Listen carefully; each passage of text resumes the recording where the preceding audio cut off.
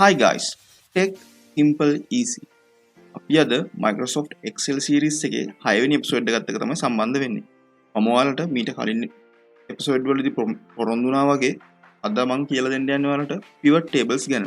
අපි බලමු කොහොමද මේ pivot table එකක් insert කරගන්නේ කියලා. අපි මේ pivot table insert කරගන්න කලින් අපි දැනගන්න ඕන normal table එකක හා pivot table එකක් අතර තියෙන වෙනස. normal table එකක් හා pivot table එකක් අතර තියෙන වෙනස අපිට identify කරන්න ඕන. ප්‍රධානම වෙනස තමයි flexibility එක. pivot table එක ඇත්තටම කියනවා නම් ඉතාමත් flexible, ගොඩක් flexible. ඒ වගේම අනිත් පැත්තට මේ fixed table එකක ඒ flexibility එක අපිට දකින්න බෑ.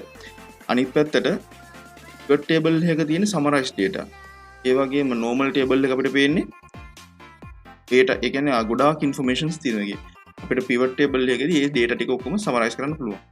හා pivot table එක හැමතිස්සෙම රඳා පවතින්නේ data table එක මත. ඒ කියන්නේ අපේ normal table එක මත.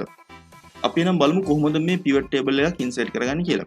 pivot table එකක් insert කරගන්නකොට ඔයා ගාව තියෙන මේ sample data නැත්නම් ඔයා ගාව තියෙන මේ data set එකේ is columns තියෙන බෑ. කියන්නේ අපි කියමු මේ columns free තියෙන්න බෑ. ඔයා select කරන data set එක මැද්දේ කොහෙවත් columns free තියෙන්න බෑ. ඒ වගේම කොහෙවත් data අඩුපාඩු වෙන්න බෑ. එහෙම වුණොත් pivot table එකක් ඔයාලට create කරන්න බැරුව වෙනවා. අපි දැන් බලමු කොහොමද මේ pivot table එක insert කරගන්නේ කියලා.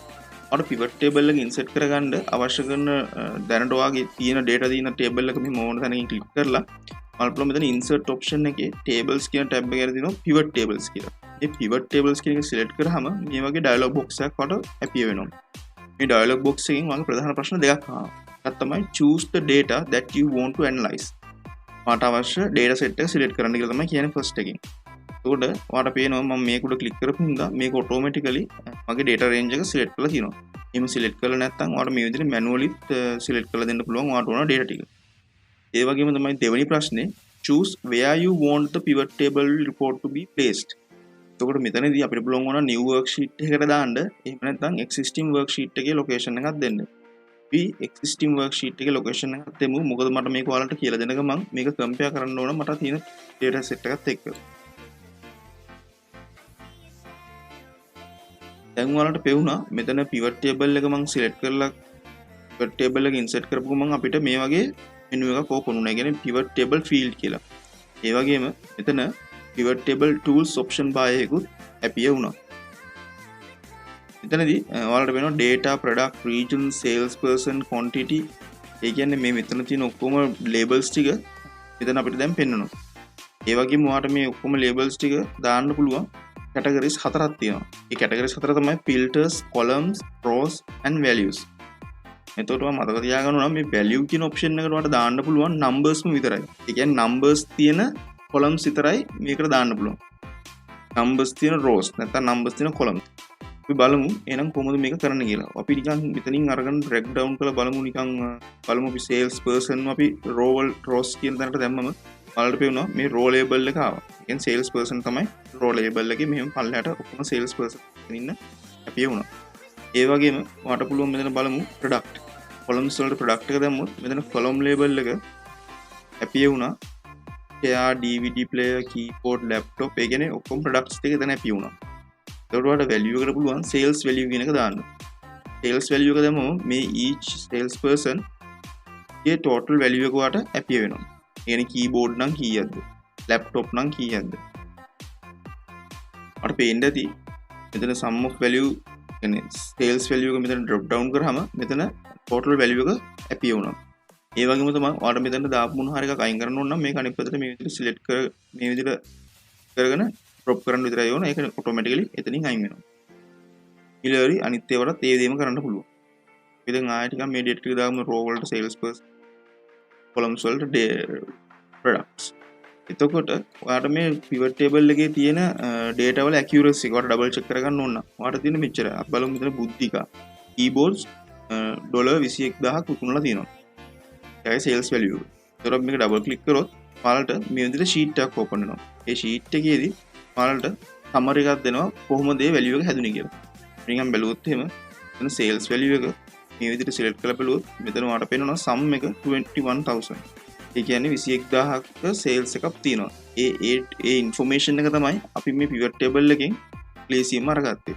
එතකොට ඒ විදිහට ඔයාලට පුළුවන් මේක ඒක විදිහට හදාගන්න. අපි කියමු මේ වාට තියෙන මෙතන මේ කොලම් එක يعني කොලම් එකට ආපු names ටිකයි row වලට ආපු names ටිකයි දෙපැත්ත මාරු කරන්න ඕන කියලා. එතකොට ඔයාලට මෙතනින් sales person එක මෙතනට drag කරලා drop කරලා මෙතනින් product එක කරා මේ පැත්තට දාන්න පුළුවන්. එතකොට product එක එනවා sales person එනවා ඒගොල්ලෝගේ sales value එක එනවා. එතකොට ඔයාලට පුළුවන් මේ pivot table එක ඔයාලට ඕන විදිහට design කරගන්න. ඒකට මෙතන තියෙනවා design කියන tab එක. ඒ design කියන tab එකට ගියාම ඔයාලට පුළුවන් මෙතන මේ තියෙන්නේ ඔයාලට දෙන options. මේක black color එකක් නම් ඒක ගන්න පුළුවන්. එතකොට මේක drop down කරාම ඔයාලට options ගොඩක් දීලා තියෙනවා. ඔයාලට කැමති විදිහට මේක color කරගන්න පුළුවන්. color එකෙන් මේ විදිහට දාන්න. ඒ වගේම තමයි ඔයාලට මෙතන වගේ options range එකක් දෙනවා. ඔයාලට කැමති option එකක් මේකට දාගන්න පුළුවන්. ඔයාගේ පසන්ද කරන කෙනාට හරි ඔයාට හරි මේක eye caching නැත්නම් data verify කරන්න ලේසි වෙන විදිහට ඔයාලට කැමති පාටක් දාගන්න පුළුවන්. මේ subtotals එකේ තියෙනවා option තුනක්. Do not show subtotals, show all subtotals at bottom of, show all subtotals at top of. අපේ මේ create කරපු pivot table එකේ ඇත්තටම subtotals නැහැ.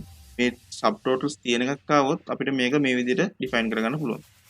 අනිත් පැත්තට තියෙනවා මෙතන grand totals. අපේ grand totals තියෙනවනේ. ඒතකොට grand totals වලට අපිට පුළුවන් off for rows and columns. ඒක off කරමුවට පෙවුනා. මෙතන grand total column එකයි grand total row එකයි දෙකම disappear වුණා. ඒ විදිහටම ඔයාට ඕන නම් මේ දෙක ආයෙ on කරන්න පුළුවන් on for rows and columns. හරිද? ආයෙත් ඒක ඒ විදිහටම අතුණා. ඔයාට ඒකට මේක අනිත් පැත්තට පුළුවන් on for rows only. ඒ කියන්නේ row එකට විතරක් ඒ කියන්නේ row එකක විතරක් අපිට sum එක grand total එක අන්තිමට ගන්න පුළුවන්. ඒ වගේම අනිත් පැත්තට only for columns. ඒ කියන්නේ columns වල sum එක විතරක් එහෙම ගන්නත් පුළුවන්.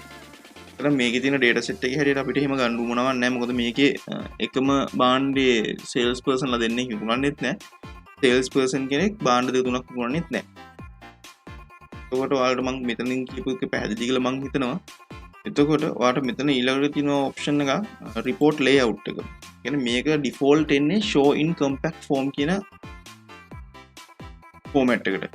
ඔයාලට මේක ඕන නම් බලන්න show in outline form. show in outline form කියුම අපිට පේනවා ඒකේ appearance එක වෙනස් වෙච්ච හැටි.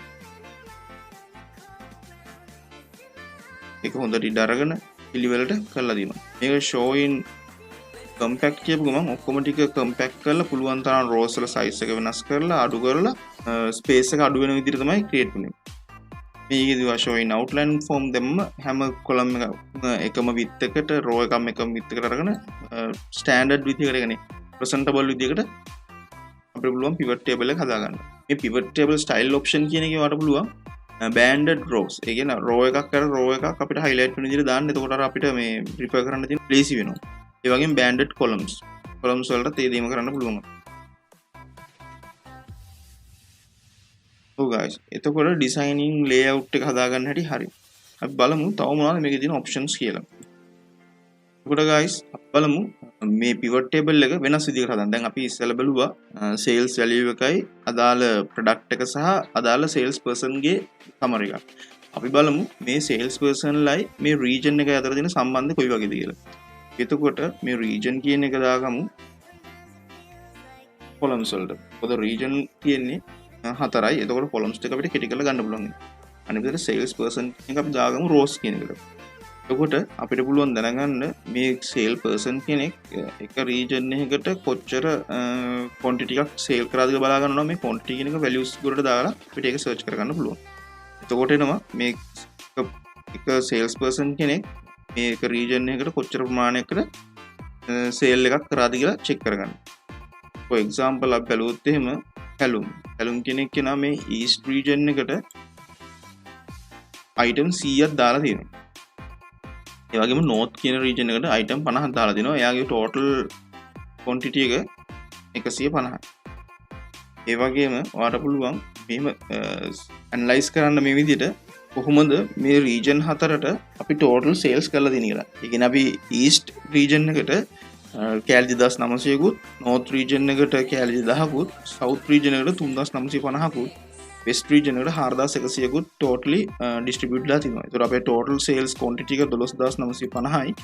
ඒක breakdown එක region wise මේ පැත්තට තියෙනවා. ඒ වගේම මේ පැත්තට sales person wise ගන්න පුළුවන්. එතකොට ඒ වගේ අපිට ඕන විදිහට මේ table එක වෙනස් කරන්න පුළුවන්. දැන් මේක මේ data ටිකම තමයි මෙතන තියෙන්නේ. හැබැයි ඔයාට මේ data ටිකම ටක් ගාලා summary එකකින් ඔයාට ඕන ඕන විදිහට මේක කරගොල මේ filters fields වලට දාලා හදා ගන්න පුළුවන්. අපි බලමු ඉතින් sum of quantity වෙනුවට අපිට ඕන sales value එක දාලා හදා ගන්නත් පුළුවන්.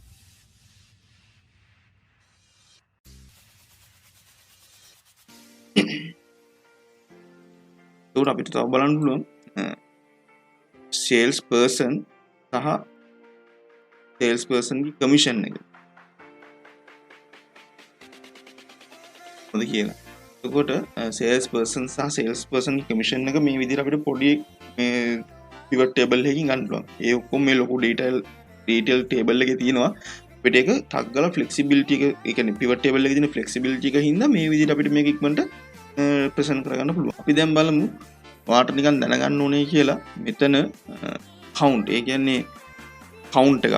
අපි කියමු එකම නම ආපු වාර ගන්න. එහෙම නැත්නම් එකම data එක තියෙන වාර ගන්න බලා ගන්න ඕන නම් ඔයාලට මෙහෙම කරන්න පුළුවන්. ඒකට ඉස්සර වගේ අපිට දැන් ඒ count if කිය මොකුත් formulas දාන්න ඕනේ නැහැ. ඒක ඔයාලට check කරගන්න ඕන. අපි ඉස්සෙල්ලා මේ තියෙන data ටික අයින් කරලා දාමු.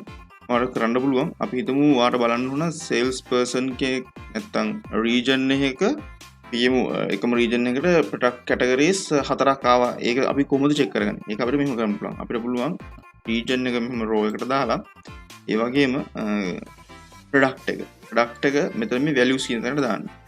මම දැම්මම ඔයාලට පේනවා east region එකට අපි product count එක කියන්නේ product වර්ග 7ක් දීලා තියෙනවා. north region එකට product 5ක් දීලා තියෙනවා. south region එකට product 6ක් දීලා තියෙනවා. west region එකට product 11ක්. අපි ඒතර totally product 29ක් තමයි මේ sell කරලා තියෙන්නේ. අපි නිකන් click කරලා බැලුවොත් එහෙනම් මේක double click කරලා බැලුවොත් ඔයාලට මේ විදිහට එනවා sheet එකක්.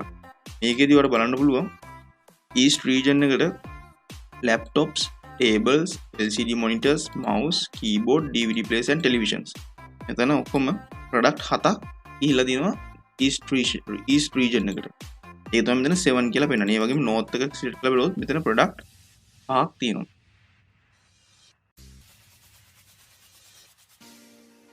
හරි guys, අපි අන්තිමටම බලමු කොහොමද මේ cell formatting එකක් මේකෙදි කරගන්නේ කියලා. අපි කියමු දැන් මෙතන අපේ තියෙන මේ මේකේ column එකේ තියෙන region එක ඒ වගේම product එක තියෙනවා row එකේ. so value එකට දාලා තියෙන්නේ sum of the value. so sum of the value කිව්වම මේ values ඔක්කොම US dollars වලින් තියෙන කියලා අපි හිතමුත් අපි හිතන කොහොමද මේක US dollar වල indicate කරන්නේ. ඔයාලට පුළුවන් මේ value කියන option එකේ යට තියෙනවා sum of value කියන එකේ value field setting.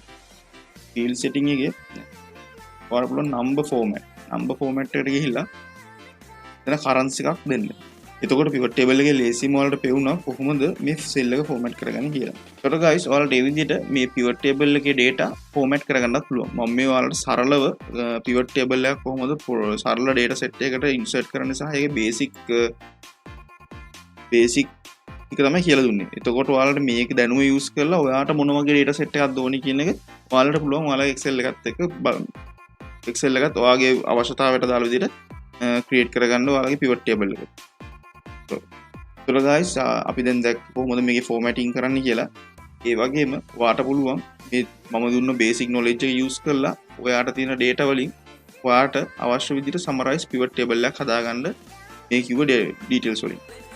එතකොට මේකේ ඔයාලට තව මොන හරි අඩුපාඩුවක් තේරෙනවා නම් තව මොන හරි ඔයාලට නොතේරෙන තැනක් තියෙනවා නම් නැත්නම් ඔයාට මොකක් හරි දෙයක් අලුතෙන් මේක ඉගෙන ගන්න ඕන නම් මගේ comment section එකේ comment එකක් දාන්න.